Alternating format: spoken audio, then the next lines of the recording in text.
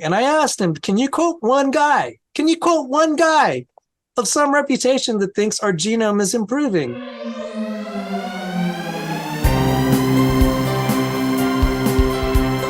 Greetings to the brightest audience in the country. Welcome to Real Science Radio. I'm Fred Williams. And I'm Doug McBurney, Bible student, amateur comedian. It's great to be back with you, Fred, talking about real science on Friday. So, Doug, when we were at the ICC conference last summer, I attended this really good talk, and the guy was named Dr. Andy McIntosh, and his talk was titled Language, Coded Instructions, and the Interaction with Thermodynamics. It was a really good talk. I recommend if you can go watch that. So at some point in the talk, he gave a really glowing shout out to a guy named Sal Cordova, who's this up and coming and actually been around for a while, but he's a really dynamic creationist.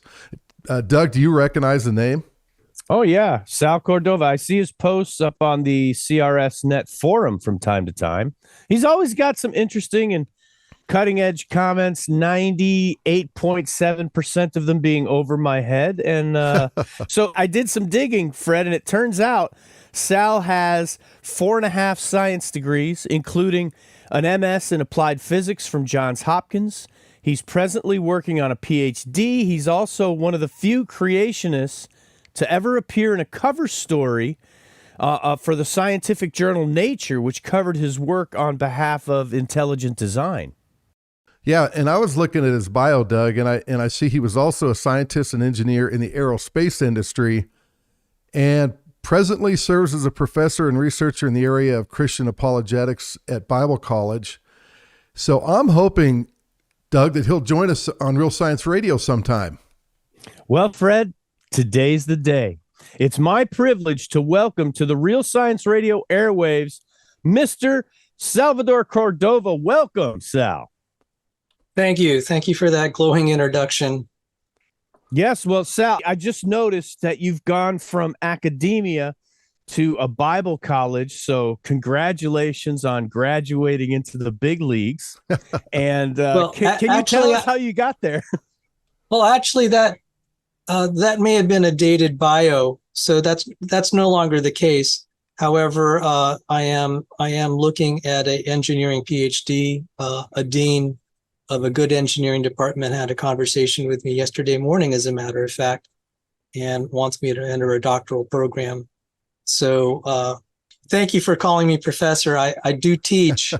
And I think that might have been a bio I'd written some years ago when I was planning, a deal was cut and it kind of fell through for me to teach at a Bible college. But I love teaching. I teach now on the internet. I probably torture the listeners with some of the stuff that I teach because it is kind of like an academic environment where I would teach from textbooks that you would expect for physics and chemistry students and engineering students. Yeah. So I do have a reputation for torturing my viewers, and hence I don't have many viewers. Well, Sal, I noticed you have several debates on the internet. And I actually watched one of those, and it was really good. You were debating a guy named Dan, some scientist named Dan, on genetic entropy, because I think you did some work with Dr. Sanford, right? Doug and I met him at the ICC conference, John Sanford, and that was a really good debate. Well, thank you. Dr. Sanford is actually a famous genetic engineer and a research professor from Cornell, an Ivy League school. Oh, he was very, right. He is very privileged. Not only is that an elite school, he was very privileged not to even have to teach classes. They wanted him so bad, they recruited him, and all he had to do is research, because that's a lot of professors' dreams is not to be teaching, but to be doing research. And right. Yeah. And he was an atheist. Yeah. He became a Christian. Then he was a theistic evolutionist after he became a Christian. And it was about a 10-year journey. He became interested in ID, then an old earth creationist, and then a young earth creationist. I had the privilege of working for him for about 7.5 years. Wow. Before moving on. And the beautiful story about that is when my mother was widowed, I took care of her for 18 years. I left my job in the aerospace and defense industry as a senior engineer, partly to take care of her. The last years of her life, She went home to be with the Lord April 30th, 2021. I needed a job, and Dr. Sanford hired me as his research associate, and I could work from home. And Wow. I was not, and I'm still relatively unknown in the creationist and ID community because some of our publications were so specialized. I often thought, hey, John, I think only 30 people on the planet know or care what we just wrote.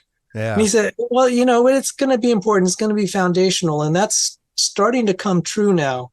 Mm-hmm. Because now I'm realizing it's going to be some of the research. We had to make sure that what we were saying that I personally, at least for me, wanted to communicate to the general audience is actually accurate, that it would actually stand up in academia. And I'm more confident than ever that we can do that. A lot of it didn't necessarily have to do with anything we did, but there's been so many experiments in laboratories around the world that's showing evolutionary theory is infeasible, and we can cover that.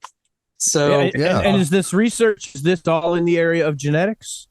The research is it's being done by people trying to promote evolutionary theory, and it is in the area of, I wouldn't just call it genetics. It's just basically trying to see how things change. And there are numerous papers now. I'll give you a title: Gene Loss by Natural Selection. That's one. Gene Loss by Natural Selection. Okay. One by Lenski. Richard Lenski, and it's really funny. Normally he'll take a premier spot. He buried his name in this particular publication in the middle. And it's like, gee, are you kind of embarrassed about this title?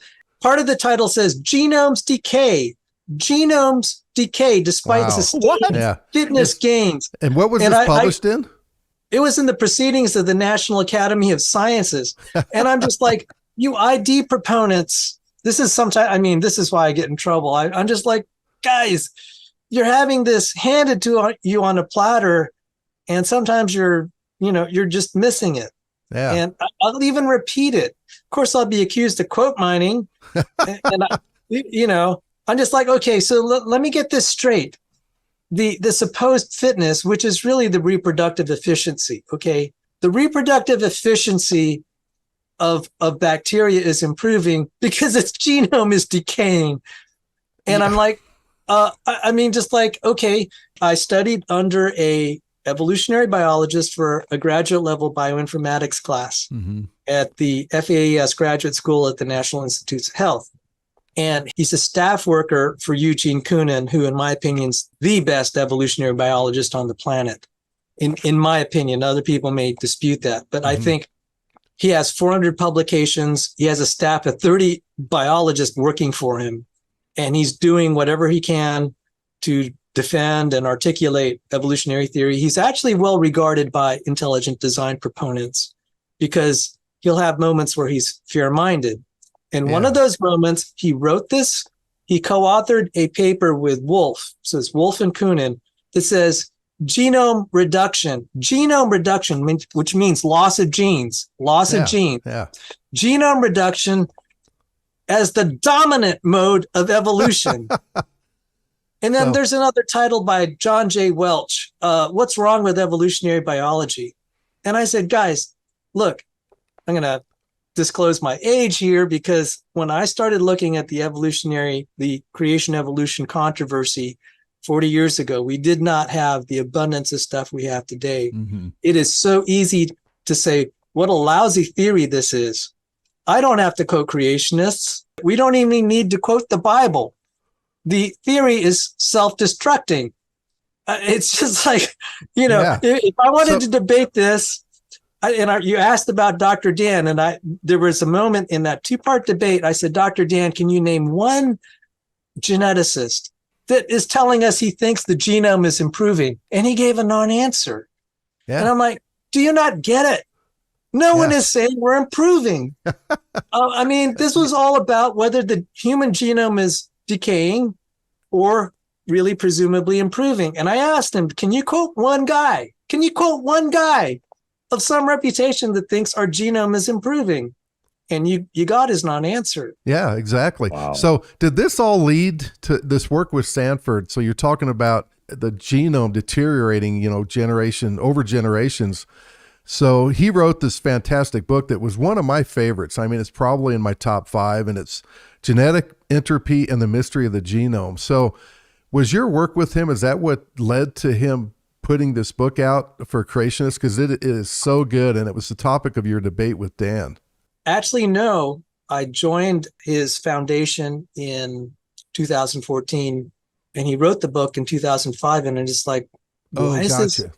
Boy, time flies, doesn't it? I guess it has been. It might have been 2004. It might have been 2004. Yeah.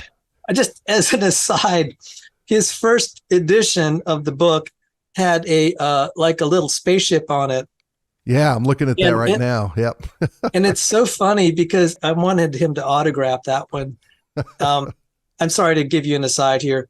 The Raelians called him a high priest of science. They were so admiring of his work. They nominated him to be the high priest of the Raelians.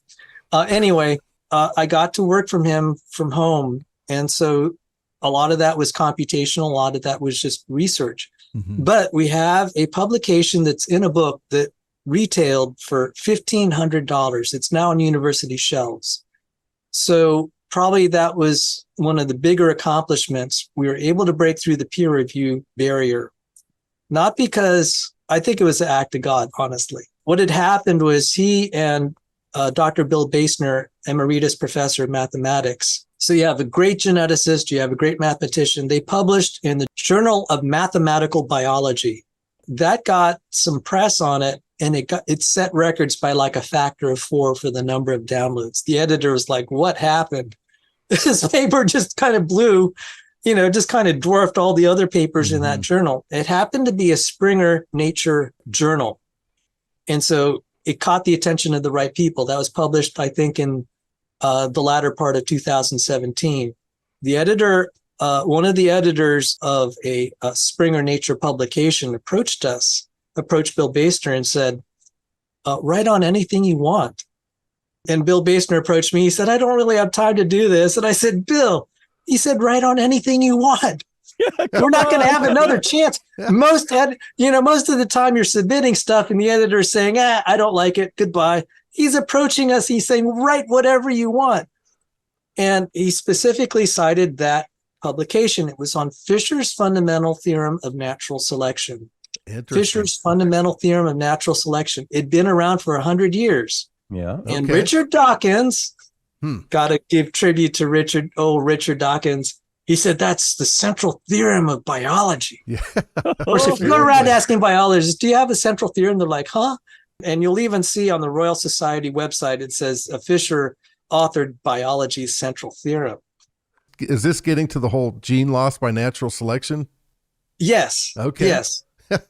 Because it's a whole mythos. It's a whole mythology that was perpetuated by all this mathematical theatrics. I started looking at this and I was just like, okay, Bill, I'll help you out. And so I started writing the chapter. It ended up being a 70-page chapter in a book entitled Mathematics and the Arts and Sciences. I'm pleased to say it got published by Springer Nature, which is a respectable publisher. They were selling this book for $1,500. Okay, it's like a 2,500-page book. We wrote a 70-page chapter within that book. By the way, it's almost $1 a page. Yeah, just for clarity, I don't get a dime. I don't get a dime if you buy the book. I mean, I know some generous people that want to help me out. Yeah. The publisher gets all the money. We get the privilege of just being published, and we got some free perks, like you can get all our other books for free, which was nice. Okay. Yeah. All our really expensive books, you get access to them. So that was the perk they gave us. It's on university library shelves. We got a fourth co-author. That's Alla Hosger.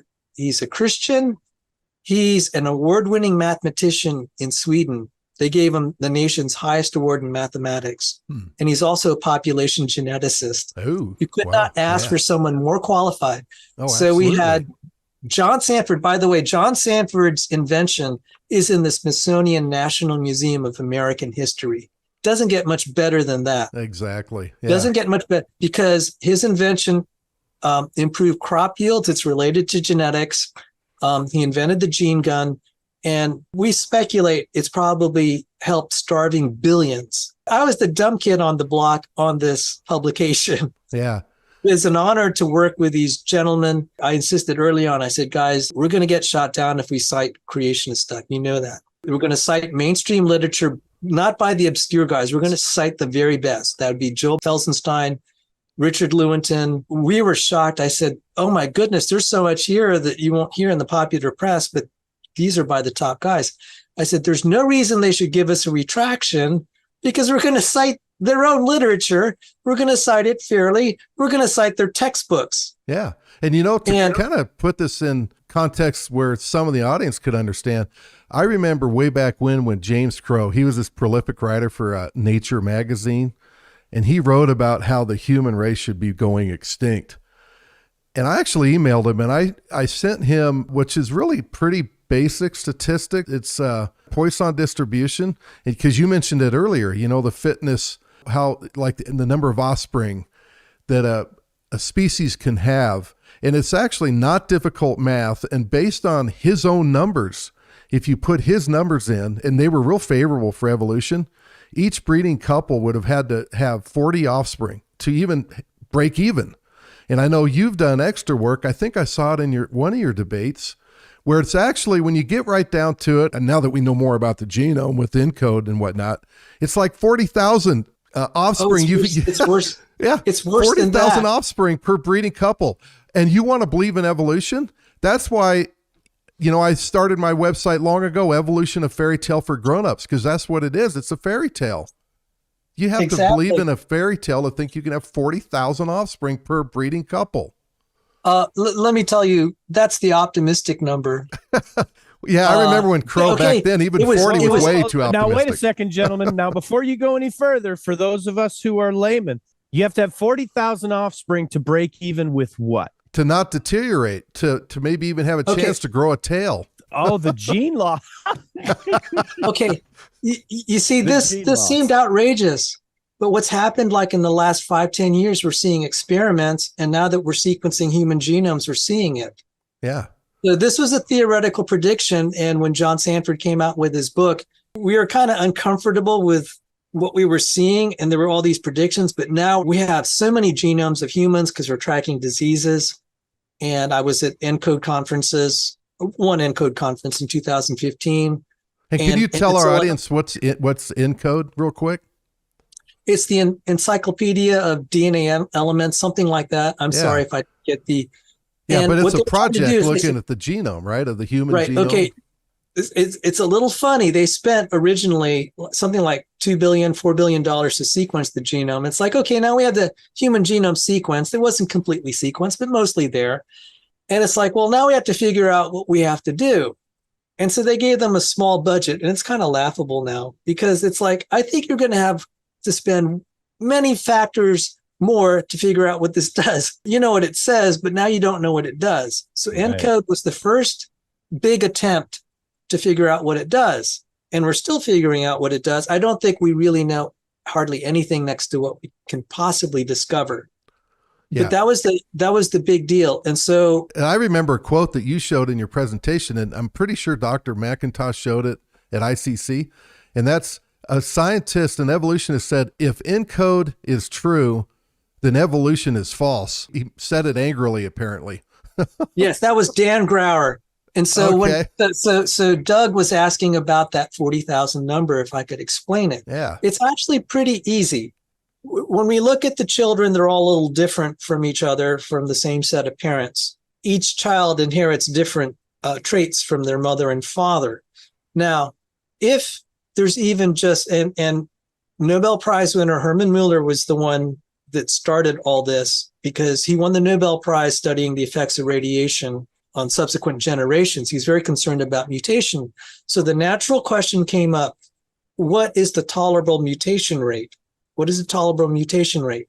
So what'll happen is, let's say mom and dad each have a slight defect they pass on to their children. There's a chance, and you see this kind of when we talk about heritable diseases, there's a chance that one kid might not inherit it through all the recombination or whatever. You know how the genes, technically the alleles shuffle. And so there's a chance there's one kid that's not going to inherit it. But James Crow said, okay, if we get one new defect per individual, per generation. So if mom creates one defect and dad creates one defect, given the population, we're not going to be able to, the reproductive excess, the number of kids people are having, we're not going to be able to recover it. So one strategy is to just keep trying. It's just like kind of rolling the dice until you get one that you get the roll that you want. So keep having kids till you have one that doesn't have the right. harmful. That's basically it. Yeah. So when you work it out with the Poisson distribution, at 3 mutations, every female needs to have 40 kids. At about 10, every female has to have 44,000. And Dan Grauer was like, okay, this was a great scene. I and someone else, Peter Leeds, we managed to get Dr. Sanford to talk at the Mazur Auditorium at the NIH, October 18th, 2018. That was a big deal. A lot of there was so much pushback, we thought it wasn't going to happen because he's a creationist. He's a young earth creationist. Mm-hmm. But because of his stature as a Cornell researcher and someone who has his invention in the Smithsonian National Museum of American History for his genetic work, he earned that right to speak. Yeah. And he was talking about human genetic deterioration. And there's Dr. Sanford. Yes. Yep. There's this one scene in that, I call it a scene because if you clip it out, it was great. He was saying, Dan Grauer said, look, if you have 100 mutations, which we accept the ENCODE numbers that say, 100% of the genome, 80 to 100% of the genome is functional. That would mean, given the mutation rates and given that most mutations are what they call deleterious, harmful, even slightly harmful, then the number of children each female needs to make is 10 to the 35th power. 10 to the 35th power. And Dan Grauer said, this is truly bonkers because evolutionary theory is true. If ENCODE is right, then evolution is wrong. Because he said the only way to fix this is that it has to be junk. And so Dan Grauer gave the quote unquote better number of like 10 mutations. And then Dr. Sanford astutely said, look, that still means 44,000. That looks better, but it's still 44,000 per female. Yeah, that's a really. And so the number that you quoted, 40, was from Nachman and Kroll, and also Walker-Keatley. Nachman and Kroll said, look, we don't know how to handle these 30. I mean, we don't even know how to handle 3. So there has to be this thing called synergistic epistasis. We don't need to get into the theory of it. The point is, experiment will trump any ideas you have. There you go. Darwin's bulldog. He got one thing right, or close to it. He said, the tragedy of science, a single ugly fact can destroy a beautiful theory. And well, good. We're getting a lot of these ugly facts. And I confronted Dr. Dan in my debate. I said, can you name one? Can you name one geneticist of prominence that thinks the human genome is getting better? And that was a debate I had in 2020 in the summer. Now, is this just the same in the last Dan? 3 years? Is this the same? Is this the same Dan Grauer, or is this a different Dan? Oh, Dan Cardinale. I'm sorry, Okay. Dan Cardinale. Yeah. But in the last 3 years, I said, look, I'm finding all these experiments now that I overlooked. It didn't occur to me to look. And so, Eugene Koonin, Wolf and Koonin, the genome reduction is the dominant mode of evolution. And then I saw Lenski. I mean, evolutionists are just crowing and promoting all the work of Lenski. I said, well, you're missing one of his papers. Yeah. Genome decays despite sustained fitness gains. And there's a lot of things. That's and I looked at that and I talked to someone who actually refuted Lenski, got published in peer reviewed, that's Scott Minnick, Dustin von Hofwagen, and I can't pronounce the other professor's name. She's a distinguished professor, Hovde, something like that. Mm-hmm. If you're listening, please forgive me for mispronouncing your name. 3 of them. The National Academy of Science, one of them reviewed and said, look, this is really good stuff. You're correct. It's got to be published. We're going to agree with you. Lenski's characterization was not correct, or at least it's questionable. And Scott Minnick on air said, look, there were some other things he wanted to say about our motivations, but he got overruled. You can't say it's good work and then say, but your motivations are bad, because to be fair, so it's just pure science. Lenski did not understand the significance. Yeah. He misinterpreted a lot. The first thing is he had defective bacteria to begin with, and it turned out it was really easy to evolve these new capabilities. They're minor, and we can get into that. Yeah. But Scott Minnick said, look at all the lines. They're all losing genes. He said the way it got better, I'd say instead of calling it natural selection, what it really is, a good approximation, is just loss of versatility.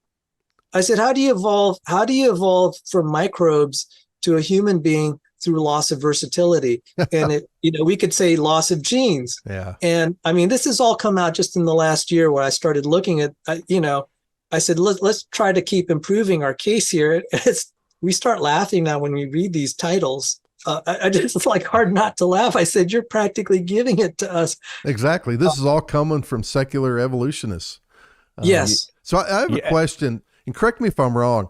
When James Crow, when he came up with his number of 3 mutations, I'm pretty sure he was only looking at like 5% of the genome. Because back then they assumed that everything was junk except for maybe some small percentage, and that we were 98% similar to chimps. So if I remember correctly, they were only looking at the introns for mutation rate. And so now that we have ENCODE years later, you actually have a much higher mutation rate because there's actually more of the genome that's functional. Is that correct? Is that why that number became higher? Why we went from 40 offspring, best case for evolutionists, to now 10 to the 33rd power? 10 to the 35th. Oh, okay. That could be the huge difference right there. Almost half the molecules in the universe is the number of offspring one woman has to have for evolution to have a fighting chance. Unfortunately, the history of this is really hard to reconstruct. Okay. But the science historians, if I get this wrong, please correct the record. Yeah. But I think what happened is Ono cited Nobel Prize winner Herman Muller's 1950 paper, Our Load of Mutations. If you look at it, it uses the haploid number of 0.5, which is the diploid number of 1 mutation per generation per individual. And Ono said, okay, now that we've kind of have an idea how big the genome is, he said, look, given that most changes to the genome will cause it even a slight defect, and you can only tolerate 1, this means since evolution is obviously true and the genome is big, and then we acknowledge Herman Muller, we can only tolerate 1 of this. So the implication is most of the genome has to be junk. So that's where it began, not by any empirical research, not by any. This was a myth that was begun by evolutionary biologists. It wasn't done because we actually knew what the genome did. We just barely, we hadn't even sequenced it at that time. We kind of weighed how much DNA was there and kind of estimated. So we didn't even know. So that's where the number came from. This is where I get a little upset with evolutionary biologists. I said, a lot of your ideas just came from your imagination. It didn't come from actual scientific research. This is doctrine. This is a religious belief. And I said, look, okay, I'm a man of faith. You are too, but you don't want to admit it. Exactly. Yeah. Oh, wow. Well, hey, I feel like we're breaking news here on Real Science Radio, which isn't that unusual, but evolution's been dead and buried for at least 5 years, according to what I'm hearing here. If anyone would actually look at reality, but they're not looking at reality, are they? Yeah, it's hard to give up. And, we have a lot, I was a theistic evolutionist. And so I kind of know the mindset. We can be quick to say it's all about, they want to be immoral or whatever. And I'm just like, I think it's more nuanced than that. There is in science, even among Christians, and I think of like Arthur Eddington, as far as the Big Bang, he was a Quaker. I consider him a believer. We tend to believe what we can understand. And if you at least have an illusion that you think you figured it out, then you're going to believe it.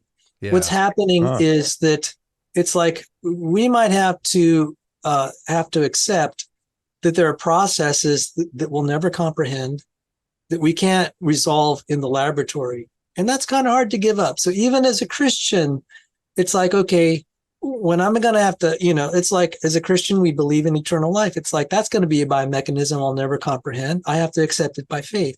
And that is a little bit uncomfortable step, or even just like trusting God for the next day's provisions that yes. Mm-hmm. So I'm not, I'm trying to be careful and say, look, because I struggled, the reason I got in creation science, I was really struggling with my faith. I nearly left. And thank God there were people like Fred Williams who had websites that I could visit, people like Walter and mine, and I kind of crawled through all this. So thank you for your website. And I still remember your arguments. The exploding giraffe is still my favorite pictures on your website, your evolution fairy tale, and all your debates with Scott Page. Yeah, those were a lot of fun. Interesting. Yeah, some former Army Ranger guy who had a PhD and worked up near Boston. Yeah, that's interesting. You remember that. Wow. I nearly lost my faith. And I said, look, I lived a pretty dull life. It's like, I never was the sort that would want to live rancorously or, decadently. I love flying airplanes, and I love playing the piano.